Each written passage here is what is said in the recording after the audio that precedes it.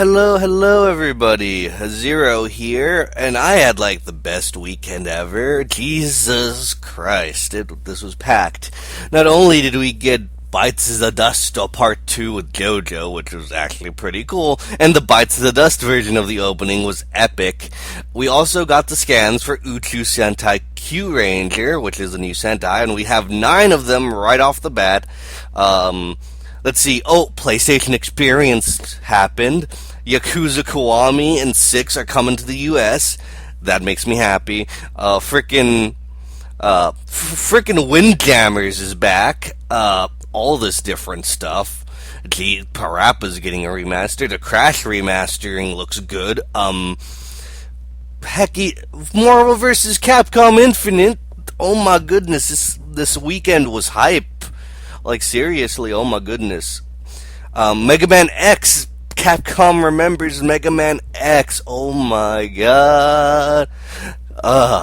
This weekend was good to me, if you haven't even noticed yet.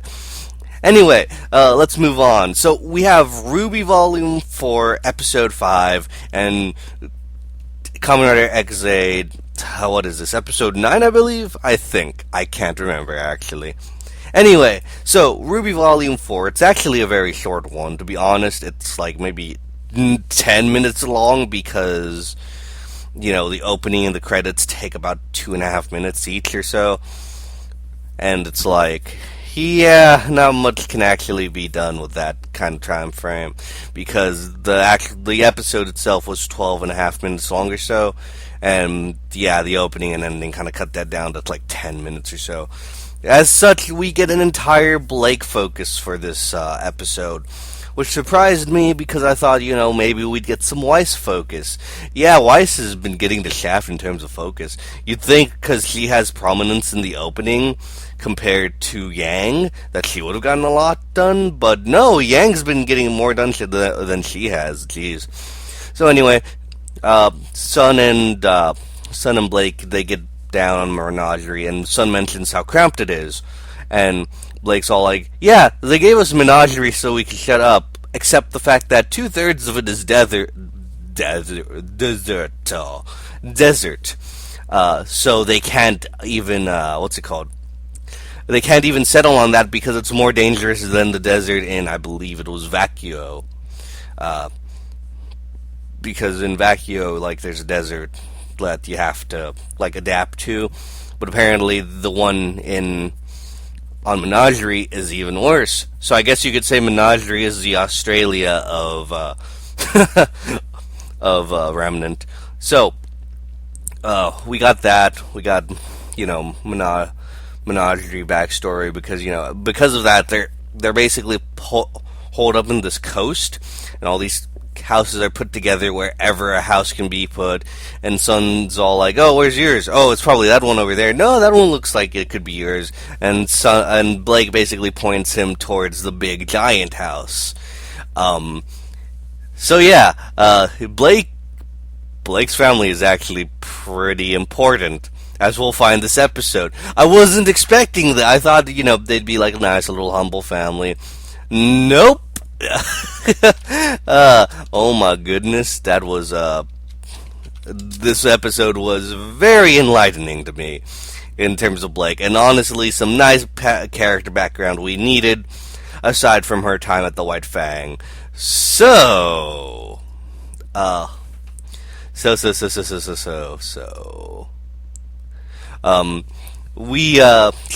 knocks on the door, and her mother, Kalima, yeah. Anyway, so, her mother, shows up, and they have a nice touching reunion, and her father, Gira, shows up, and he's all like, holy shit. And they start catching up, and they're so happy that, because they heard of the fall of Beacon and Vale, and it's they're all like, Vale wasn't perfect. It's all but it didn't really deserve what happened to it. And, I'm glad, it's nice to see that, they're fondness with their ideals, but they're not that bad, to be honest. So, yeah, Sun tries to get his way into the the Belladonna family's favor. Ends up annoying the father to no end because, of course, Gira's not gonna like son, but Kali, being the mother she is, she just tells Blake, she's all like, I like him. It's like I like that little dynamic, even though that's a trope where it's all like the father does not like the new friend that looks like it could be the boyfriend, and then like the mother likes the boyfriend and stuff. I don't know. I just like that trope. So, but the happy moments are cut short when Gira has to attend to some stuff, and the stuff is meeting with the two faunists from the opening, from the RWBY Volume 4, opening. Those guys in the hoods that appeared after Adam showed up. It's all like they really tried to play them off as, hey, these guys don't seem too bad. They're more like monks and stuff. And that's when the entire Belladonna family finds out that, yeah, the White Fang were actually partially responsible for the fall of Beacon. And, Gira's pissed about this. But they're all like, no, it was just a splinter cell. Which I call bullshit on, because the amount of people that we've seen in Volumes 1, 2, and 3 that have joined the White Fang, there is no way that is a splinter cell. Jesus. No, I can see you guys lying through your teeth. So, yeah. Basically, what's it called? So, yeah, Gear's all like, well, you know what? I'll deal with this matter, tomorrow. Today, I just want to, catch up with my daughter. And you know what? I like Gira. He's a nice father. But as for, what's it called? So they leave, and I'm pretty sure explanations are going to have to be said because of stuff. Yeah. So what's it called? The two faunists, the two faunists, are leaving, and they're all like, hey, we should tell Brother Adam about this. And it's all like, oh, you guys are actually evil. Shit. Yeah, I mean, they kind of had me fooled slightly up until the Splinter Cell comment, because I'm all like, there is no way that the Volume 1 through 3 White Fang were some kind of Splinter Cell. You're joking to yourself. And I'm pretty sure a Blake would see that too, considering how much they recruited and how many people were at their disposal, and also Adam. But I'm pretty sure she has her suspicions. They also mentioned a sister Ilya. I'm all like, who is this person, and why was she just name dropped? Are we going to see her this volume? Maybe, but yeah. As of right now, though, with Volume 4, we have had every single character that's shown up in the opening show up on screen in terms of new characters. I think we still have Adam to go in terms of seeing a character, but we've seen him in the dream, and more than likely we're going to see him this volume again. There's no way they're dragging that out. Yeah, so what's it called? We've pretty much seen all new characters. We've seen the evil guys, the two faunists from the opening. They've been shown off in the opening, and they've been shown off in this episode. All the people with Weiss have been shown off already. Blake's parents have been shown off already. Yeah, we're pretty much good in terms of who's been shown off. But the episode doesn't end there. The episode ends with Tyrion finding the waitress from the last episode that was serving Crow, and he's all like, hey, I need you to help. I need you to give me information on something, on someone I'm trying to find. But then he starts giggling and gets a big grin and licks his lips, and it's not being subtle at all, buddy. But hey, what's it called? Through context clues, it's that waitress is cleaning up something. I'm pretty sure she was cleaning up the mess she caused. because he just seemed to be scrubbing that one spot. That means either Crow's still there, he left already, and like they're closed and stuff, but that means one thing: it's at night still, or like still around the same time frame that Team Ranger showed up in the town and went to an inn. Tyrion is right next to Team Ranger, and that could make for a really good episode next time. So I'm excited to see what we get, because episode 6 is essentially the mid-volume finale in a way. I believe last time, I'm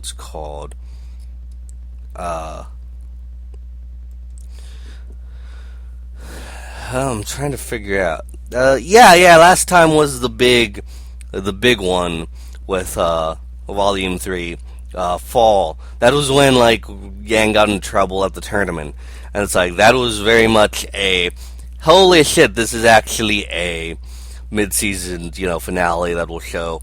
Oh shit, things are getting good. So yeah, there's that. Talked about RWBY a bit more because this podcast thing needs to be equal somehow. Anyway, so on to Kamen Rider X8 episode 9 or whatever. I think it's episode 9. Is it? Yes, episode 9. Alright, so Emu and the main hero's father, I can't remember his name, I'm sorry, he isn't that much of an important character to me yet. Hero's father and Emu are busy cleaning because the director for the CR, like the person from like the Ministry of Health from episode 1 and stuff, he's coming to inspect it because obviously he helped fund this and create this. Well, I'll just call him Dr. Hinata. So Dr. Hinata shows up and is confronted by Graphite, who's all like, "Hey, listen, I need you to do me a favor. Infects him with the Bugster virus."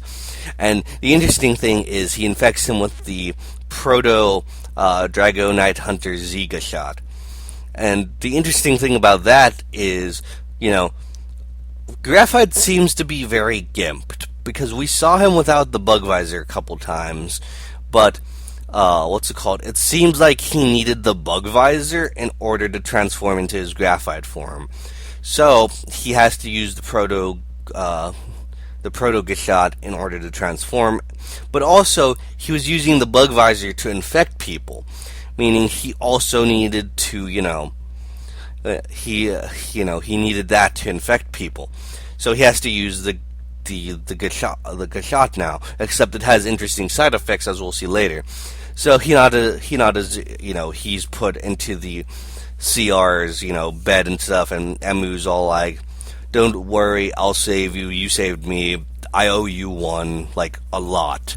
And, it's this touching scene, but Hero decides to ruin it. He's all like, "I will be the one to do this operation." And he was all like, "It hasn't even shown up yet, calm the hell down, Hero." And then, it shows up, but it separates immediately from Hinata. And that's the interesting thing. Yeah, no, it didn't absorb him. No, it just separated. So they switch to a different stage.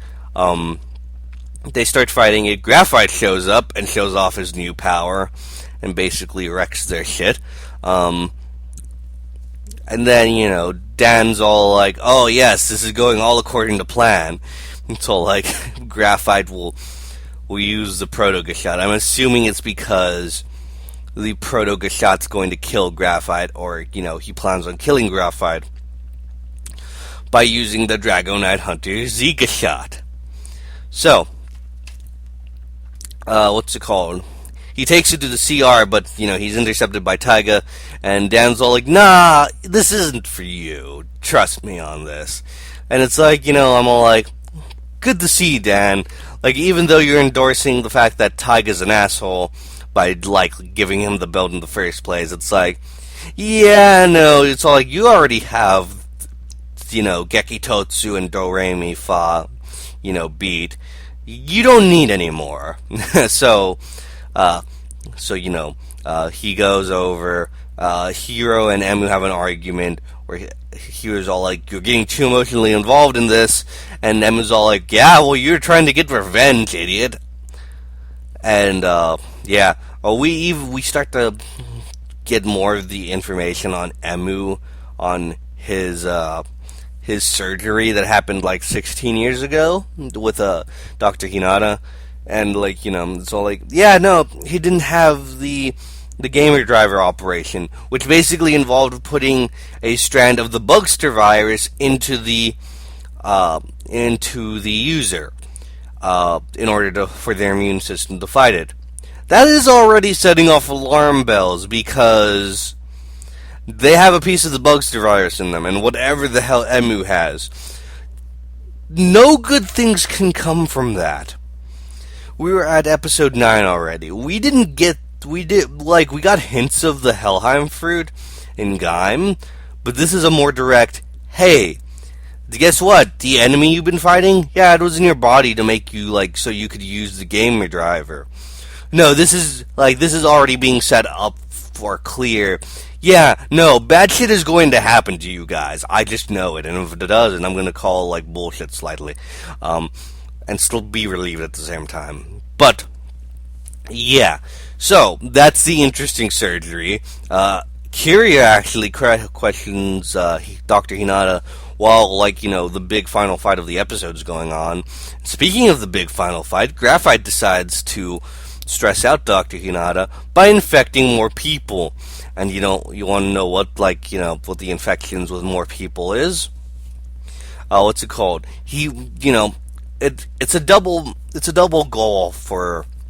singular goal for Graphite, because he wants to create more Bugsters, and by doing so, he'll get Dr. Hinata to stress out more and create the new Bugster.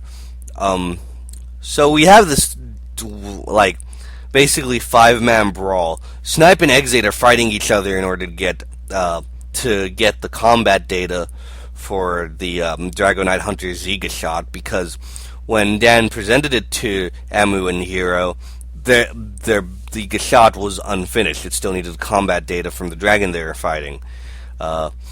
So Snipe and Emu are trying to, do that. Emu does a nice fake out. He's all like, yeah, here, no, fuck you, and then starts running. We get some cool finishers in this episode too, because the first one is Snipe using the Gekitotsu robot's shot in his Gashikon Magnum in order to shoot a rocket fist at frickin' Emu, and I love it because it's all rocket to punch, rocket to gun punch. So yeah, meanwhile, Hiro and Graphite, they're fighting. As it starts to come to the climax, though, as Hiro is about to use the Tattle critical finish in his Gashikon sword, Emu steals it in order to use the ice function of it to get up to the dragon and freeze the dragon in place. And then he uses I believe it's the Mighty Tattle critical finish, or something like that, or Tattle Mighty critical finish, something. It was a combination attack, and I loved it. I'm all like, Exade, continue to do these unique finishers, and we'll be good. Yeah, so Exade gets the Dragonite Hunter Z combat data, and then just proceeds to die Henshin. Yes, he actually says that, and I love it. He's swinging his arm around as he says it, and it's great. So he proceeds to do that, and then because this was an interesting part of the episode, because Dan's all like, it's a level 5 Gashot. Here's the problem. Any one person trying to use this alone is going to have a really bad time, because Dragonite Hunter Z is based off the Monster Hunter series. Because of that, it's a 4-player game. So the armor pieces are going to be having a hard time to be controlled on just one person compared to splitting it up on 4 people. So, you get that. You get that good. You get the concept here. So Emu does it, basically goes berserk. And because of this, like, he almost, like, in his frenzy, he actually does manage to damage both Hero and Taiga, and he does manage to, heavily damage Graphite, but it's not enough before he's forced out of it. Next episode, we do plan on seeing the four-way fight between all four riders and Graphite, so that'll be fun to see. Yeah, I can't really think of what else to say in terms of this episode. Yeah, actually, I basically said all that's done in this episode. Yeah, next episode, again, we're going to get to see the next function of the Dragonite Hunter Z gets shot, which is the multiplayer aspect. So that's going to be fun, and it's also going to be interesting to see how how Emu gets everyone to work together. Anyway, that was it for me. Overall, this episode is pretty hype, and we're building up to a pretty hype episode next week. It looks like we might have the end of Graphite, and not too long afterwards, we might have the end of Kamen Rider Genmu. It's going to be interesting because, what's going to happen to Dan? But who knows? So, yeah. And then RWBY, Volume 5, mid-volume finale to look forward to. Hopefully they do something good. And, things are starting to fall in place. And hopefully we get some information on Wise, because we haven't seen her since episode 2. And she's been sorely lacking on screen time. I guess, there's not much you can do with Wise, aside from the charity concert, but something tells me they'd save that more towards, episode 10 or so. Anyway, I'm Zero. This was Zero Views. A bit scatterbrained, but hey, I'm still kind of riding the high from this weekend because, oh my god, this weekend was good. I'll be seeing you guys next time.